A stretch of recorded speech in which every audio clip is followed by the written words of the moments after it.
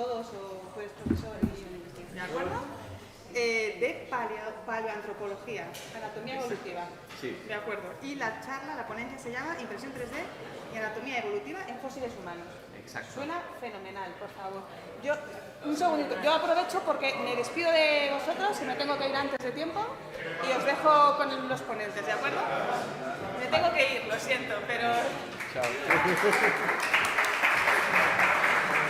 Coge agua, por favor. Muchas gracias. Buenas tardes. Nosotros hemos venido para hablar de cómo utilizamos la impresión 3D y realizamos la impresión 3D en el Museo de Ciencias Naturales. Y esa presentación la hemos dividido en tres partes. La primera es la que voy a hacer yo. Os enseño cómo utilizamos tecnología tridimensional y digital para la reconstrucción computarizada de fósiles en 3D. La segunda parte la va a presentar Carlos, que es quizás la más típica en este foro, que es sobre nuestro laboratorio, las maquinarias y los métodos que utilizamos. Y la tercera parte la va a presentar Marta, sobre cómo utilizamos diferentes elementos de impresión 3D en las exposiciones y los talleres del museo. Y nosotros somos paleoantropólogos, es decir, trabajamos con huesos fosilizados, interpretamos la anatomía y la morfología de estos restos fósiles para hacer inferencias sobre los procesos de evolución humana. Y como veis, la mayoría de estos materiales sale de los sedimentos rotos, es decir, están fragmentados, han sufrido la influencia de la presión del sedimento, de las aguas, pero para poder interpretar y hacer una investigación rigurosa necesitamos reconstruir los fósiles. Y ese tipo de reconstrucciones nos sirven para luego entender diferentes procesos evolutivos, como por ejemplo, qué es lo que ha pasado desde que nos convertimos desde Australopithecus, unos ancestros nuestros, hasta los primeros representantes del género Homo. Y eso es interesante porque va acompañado con una serie de cambios en la estructura del cuerpo, sobre todo en relación con un cambio climático que se produjo hace 2 millones de años, y eso, la investigación de esas consecuencias tiene mucha implicación también a problemas actuales, pero sobre todo de cara a la anatomía. Resulta que ese cambio que hizo que desaparecieron las selvas tropicales donde vivían gente como estos, se convertían en sabanas áridas y secas, donde comenzaba a haber otras especies como Homo. Los primeros representantes de Homo llevaba consigo un cambio de forma del cuerpo, de tal manera que se supone que, y lo vemos aquí a la derecha, que tanto los Homo erectus y los Homo sapiens teníamos una estructura del cuerpo moderno como actualmente. Sin embargo, los australopithecus tenían una estructura de cuerpo distinto, y eso es la hipótesis que nosotros estamos testando, y para testarlo utilizamos métodos de impresión 3D y de prototipado porque nos ayuda a contestar esas preguntas. La pregunta ¿cómo era el torso de Homo erectus? Se responde de esta manera pictórica o de esta manera material, porque se ve que aquí no hay un torso, es decir, la mayoría de estos fósiles están rotos, están fragmentados, y se precisa una reconstrucción para poder responder a ese tipo de preguntas, y eso tiene retos metodológicos importantes. Nosotros normalmente trabajamos en 3 fases cuando reconstruimos material fósil. Lo primero es la digitalización, es decir, la obtención de imágenes tridimensionales a través de computotomografía o escaneos de superficie u otras metodologías. Luego pasa por una fase de cuantificación en la que medimos estos objetos y establecemos modelos estadísticos mediante morfometría geométrica, para pasar a la tercera fase, que es la reconstrucción. Y en esa reconstrucción utilizaremos todos estos métodos más la impresión 3D para poder presentar nuestras hipótesis de reconstrucciones de fósiles que previamente estaban fragmentados. Es un trabajo muy bonito. En este caso nos hemos ido a Kenia porque hemos escaneado los primeros restos de Homo erectus que existen en el mundo, que son fósiles de unos aproximadamente 2 millones de años. Y a partir de ahí ya es como un poco más árido porque ver fósiles y escanearlos es muy divertido, pero luego trabajar con estos materiales es más complicado. Aquí vemos ya los modelos tridimensionales de todos estos fósiles, pero estamos viendo que la mayoría de los elementos del torso o faltan o están incompletos, y ahí es donde comienza, por así decirlo, la investigación en el laboratorio.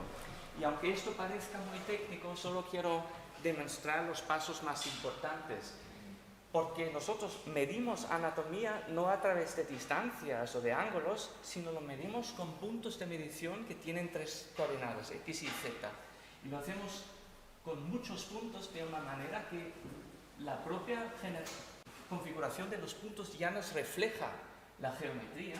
Lo hacemos con una muestra de comparación que luego analizamos, y en estos análisis podemos describir vectores que nos describen las geometrías en cada zona de las anatomías que estamos investigando. Y una vez haciendo ese análisis, podemos ver cómo ese vector nos podría ayudar a la hora de reconstruir estos elementos que no tenemos. Y eso se ve muy bien aquí. Desde el modelo estadístico vemos dónde podría estar la estructura que está aquí marcada como un interrogativo, la parte verde. Esa parte verde tiene su correspondencia en el espacio estadístico y morfométrico, y a su vez corresponde a una configuración de coordenadas que en este caso lo vemos arriba como los puntos rojos. Luego utilizamos modelos 3D y morfometría geométrica para gradualmente transformarlos para que se ajusten a esa configuración de puntos, y obtenemos un elemento completo que antes no existía, de tal manera que en una columna incompleta como lo tenemos aquí, la posición 4 y la 8, 9, 10 y 11 la podemos estimar, imprimir y colocar. Y esto lo hacemos no solo con las vértebras, sino también con las costillas y con la pelvis, y de esta manera podemos poco a poco ir reconstruyendo la estructura incompleta, y de esta manera fabricarlo mediante la impresión 3D para comunicarlo y discutirlo.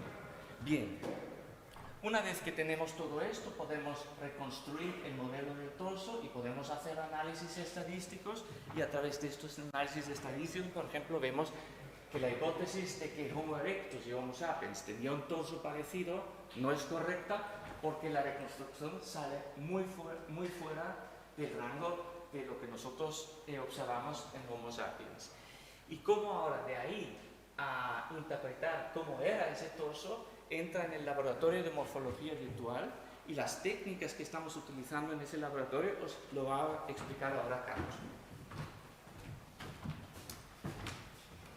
Bien, pues como dice Marcus, os voy a contar un poco tanto la maquinaria con la que contamos ahora como algunos problemas a los que nos enfrentamos prácticamente a diario, como un caso concreto de éxito y algunas ideas que tenemos de hacia dónde ir en el futuro. En la obtención de imágenes, en la parte de escaneo, siempre hemos contado con material de Artec porque nos ha funcionado muy bien. Desde el principio contamos con un Artec MHT, que aunque pronto pasamos a EVA, que la resolución es un poquito mayor, y estos en concreto los utilizamos para objetos de gran tamaño a partir de 10 centímetros. Este es un vídeo en el que estamos en el museo escaneando un cráneo de Triceratops. Y luego tenemos dos Artec Spider que utilizamos con más frecuencia para objetos más pequeños, desde medio centímetro de tamaño, aunque recientemente, intentando escanear este insecto, nos dimos cuenta que aunque la resolución y la mayoría de las partes salían bien, estas antenas de aquí salían, el escáner no era capaz de cogerlas. Entonces ahora estamos embarcados en un proyecto en el que vamos a montar este escáner de fotogrametría que es, en este artículo de investigación se detalla cuál es el software que se utiliza, cómo montarlo y demás, y en Thingiverse están todos los modelos, tanto de FDM como de corte láser, y con él esperamos poder escanear insectos y elementos mucho más pequeños. En cuanto a la impresión 3D, esta es la parte del laboratorio donde tenemos las impresoras de filamento. Tenemos una WASP Delta 4070 que tiene un gran tamaño de impresión, que es la mayor ventaja que encontramos. Allí tenemos impreso el mismo cráneo de Triceratops que veíamos que se escaneaba a una escala del 25%. El problema que nos encontramos frecuentemente con esta impresora es que la placa es muy grande y la nivelación es bastante complicada, tiene solamente 3 tornillos y que esté perfectamente nivelada en toda su extensión es bastante complicado. Tenemos también una Ultimaker 3 que al tener doble filamento el postprocesado es bastante más fácil, tiene una resolución muy buena, pero como desventaja que destacaría es que deja muy poca capacidad de intervención a la hora de repararla, mientras que la Delta puedo desmontar el extrusor y reparar el más mínimo detalle, en la Ultimaker no es tan sencillo. Problemas que nos encontramos frecuentemente, la tasa de éxito que tenemos es relativamente baja y cuando el extrusor tiene muchas horas empieza a pasar esto que vemos aquí, que el filamento empieza a salir demasiado fino y las capas no se adhieren bien unas con otras, y cuando las impresiones son de demasiadas horas corremos muchas veces el riesgo de que empiece a imprimir, a extruir mal, como es el caso de este Triceratops, aunque este caso en concreto es con un poquito de manualidad pues conseguimos imprimir las partes faltantes y que no se notara. Recientemente hemos pasado a la impresión por estilolitografía porque nos ha gustado mucho la resolución y las capacidades que ofrece. Empezamos con una LEGO Saturn, aunque pronto después adquirimos una segunda. La manejabilidad de estas impresoras es una maravilla y el postprocesado es muy sencillo, pero claro, el tamaño de impresión para nosotros que escaneamos, que imprimimos cráneos y tórax, pues se nos quedaba pequeño, y por eso en verano adquirimos una Polyphenom XXL, que hasta donde nosotros conocemos es en SLA lo más grande que hay a día de hoy. Aunque la impresión en esta máquina es muchísimo más lenta que en las Saturn, tanto en el tiempo de exposición por capa, necesita hacer una foto mucho más larga, como el movimiento de la placa, se mueve mucho más despacio, y además el postprocesado es bastante más difícil, mientras que con las LEGO Saturn en una máquina como la Mercury podemos lavar y curar fácilmente. Las máquinas de lavado y curado para modelos de gran tamaño, como lo que obtenemos con la Phenom, cuestan mucho más dinero, entonces de momento estamos inventándonos un poco los mecanismos para lavar y curar estas piezas. Y además la Phenom necesita unos soportes muy grandes y que cuesta mucho quitar de la pieza, hasta el punto en que muchas veces la propia pieza en sí, algunas costillas por ejemplo, pues se nos han roto. Otros problemas que nos encontramos con frecuencia es que las piezas explotan. No sabemos todavía bien por qué, no sabemos si se debe a que está mal lavado por dentro o que el proceso de curado no lo tenemos bien establecido, pero nos ha pasado y en concreto en los cráneos, en diferentes cráneos, todos en la misma zona. Aún así, hemos sido capaces de el mismo fósil del que hablaba Marcos, al que se fueron a tomar datos a Nairobi, pues hemos impreso un total de 24 modelos 3D, que aunque en huesos son muchos más, unas 300 horas de impresión y varias horas de postprocesado. Hemos conseguido hacer esa reconstrucción estadística de años de trabajo de Marcus y de todo el equipo, pues llegar a poder montar el torso de este individuo, que en un futuro esperamos también añadir el resto de unidades anatómicas que ahí ya tenemos impresas, Incluso, bueno, faltan, por ejemplo, las piernas y los brazos que vemos aquí, también los incluiremos con el objetivo de montar el esqueleto entero y poder incluso comercializarlo, porque a día de hoy este es el mismo individuo, pero como no sé si se aprecia bien, pero las costillas, por ejemplo, son alambres y no son unas reconstrucciones estadísticas como las que hemos llevado a cabo en el laboratorio. Entonces, bueno, aún viendo estos problemas, aunque somos capaces de hacer ciertas cosas, nos gustaría evolucionar un poco.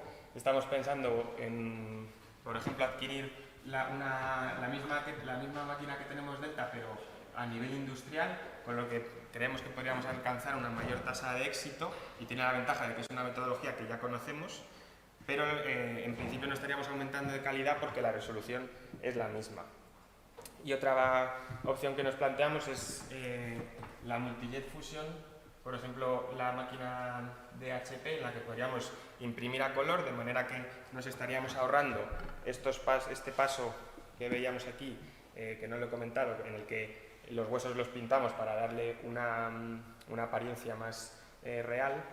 Estaríamos quitándonos esa parte del postprocesado, tanto de la adición de color como la retirada de los soportes. El problema es que el coste de estas máquinas pues es elevado.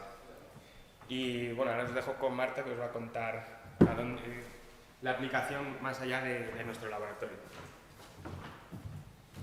Bueno, lo mío yo creo que es lo que más se aleja a lo que habéis visto hoy, pero sí, como contaba Carlos, os voy a contar un poco cómo colaboramos desde la Vicedirección de Comunicación y Cultura Científica del museo con el laboratorio. Bueno, para empezar, quería contaros un poquito que la impresión 3D cada vez, bueno, se lleva utilizando ya mucho en museología, que a lo mejor algunos ya lo sabéis, y cada vez está más extendido porque tiene mucho potencial. Entonces, algunos ejemplos de cómo se utiliza esta tecnología en un museo, pues por ejemplo en temas de conservación y gestión de colecciones.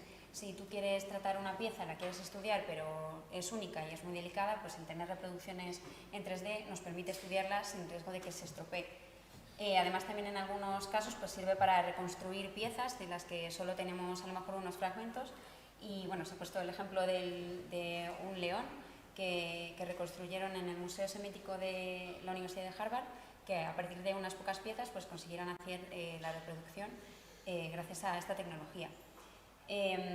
Además, nos sirve como una manera de interactuar con el público de forma distinta, y un ejemplo de ello es, por ejemplo, el caso del Met, que tiene digitalizadas todas sus piezas y las tienen en acceso abierto en Thingiverse. Y lo que puedes hacer es que cuando llegas al Met puedes hacer fotos de las distintas piezas y crear tú tu propia, a través de un programa, creas tú tu propia combinación y la puedes imprimir. Entonces, esto hace que el visitante no es una persona pasiva que va a ver simplemente las piezas y lo que le cuentan, sino que ya interactúas y te conviertes en creador, ¿no? Entonces, la tecnología 3D nos permite abrir las piezas y el museo a todos los públicos y llevar a cabo iniciativas como por ejemplo la del Victorian Albert Museum, que lo que hicieron fue trabajar con un hospital y concretamente con el área de arte, en la que bueno, pues hicieron un proyecto con niños que estaban esperando un trasplante de médula, no podían salir de la habitación y tampoco podían recibir muchas visitas. Entonces lo que hicieron fue lo mismo, digitalizar sus piezas, poner a disposición de los niños unas tablets y los niños podían modificar esas piezas y con unas impresoras 3D pues, imprimir las obras. Entonces también es una forma de sacar el museo pues, bueno, del edificio, ¿no? Entonces, ¿qué hacemos nosotros? Pues el laboratorio, el Bimolab y la vicedirección llevan colaborando juntos desde la creación del laboratorio y colaboramos principalmente en dos aspectos fundamentales. Lo primero es en el tema de divulgación y educación. Muchas veces nos han proporcionado material en 3D para las actividades y además ellos han participado en las propias actividades pues, dando charlas, cursos, y esto nos permite pues, transmitir los conceptos que investigan en el laboratorio sobre evolución humana, pero también conceptos acerca de la propia tecnología. Además hemos hecho proyectos concretos, como por ejemplo el Open Fab Lab, que bueno, consistió en conseguir una serie de impresoras 3D y la idea era pues que se convirtieran en un recurso para la ciudadanía, para que pudieran venir, imprimir sus propias piezas, hacer actividades relacionadas. Y aunque está un poco parado esa parte, nuestra idea es retomarlo y ampliarlo. Y los últimos años, sobre todo desde el año 2018, colaboramos mucho en tema de ciencia accesible, que es en lo que me voy a centrar más en esta última parte, y a través de proyectos que están financiados por FECIT, la Fundación Española para la Ciencia y la Tecnología, que es del Ministerio de Educación.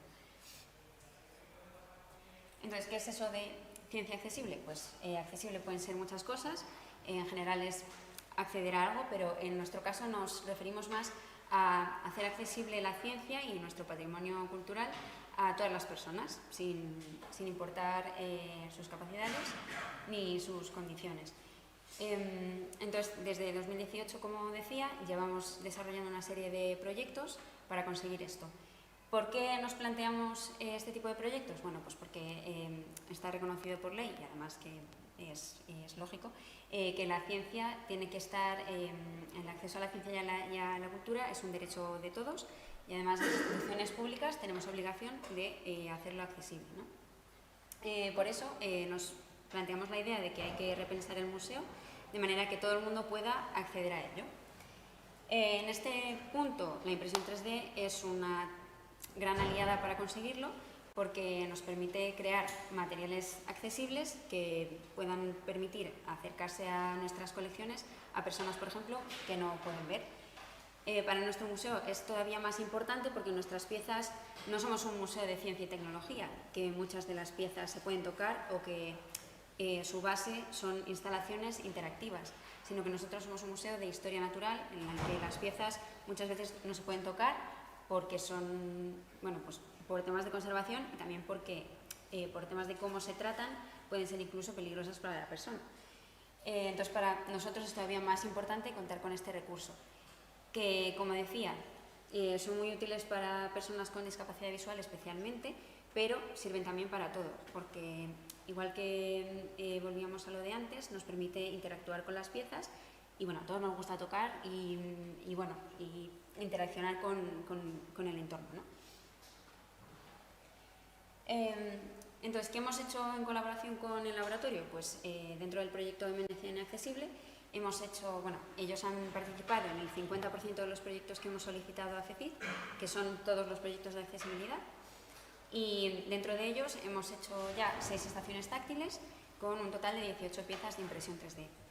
Entonces, ¿cómo trabajamos? Pues nosotros seleccionamos dentro de un espacio expositivo qué piezas son más interesantes para destacar o para enseñar un concepto dentro de ese espacio. También vemos la viabilidad de poder imprimirlas y digitalizarlas y creamos, a partir de eso, seleccionamos las piezas y creamos las estaciones. Estas estaciones, como veis, pues consisten en las piezas que están instaladas en módulos que bueno, pues tienen unas características y van acompañadas de cartelería accesible. Esta cartelería también hemos pensado alguna vez poder sacarla desde el laboratorio, pero bueno, eso todavía nos queda mucho por probar. Y bueno, pues como conclusión a toda nuestra charla, diríamos que la impresión 3D tiene una aplicación importante dentro de la investigación, en nuestro caso en evolución humana. Nos permite poder estudiar mejor estructuras anatómicas, tener una mejor concepción sobre las mismas y plantearnos nuevas preguntas. Por otra parte, en la parte de divulgación y museología, pues nos permite crear discursos expositivos diferentes, interactuar con los visitantes de forma distinta y al fin y al cabo abrir nuestras colecciones y nuestras piezas a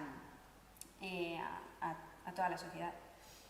Nuestros objetivos, pues como ha dicho Carlos también, pues buscar nuevos métodos, nuevos materiales y nuevas tecnologías, pero para eso necesitamos financiación y colaboraciones, así que si a alguien le interesa, pues aquí estamos. Y bueno, pues tenemos interés también en desarrollar nuevas iniciativas que sean proyectos chulos y que estén también pues, en boga a lo que se hace en otros museos de forma internacional. Y bueno, pues en definitiva, pues seguir trabajando juntos.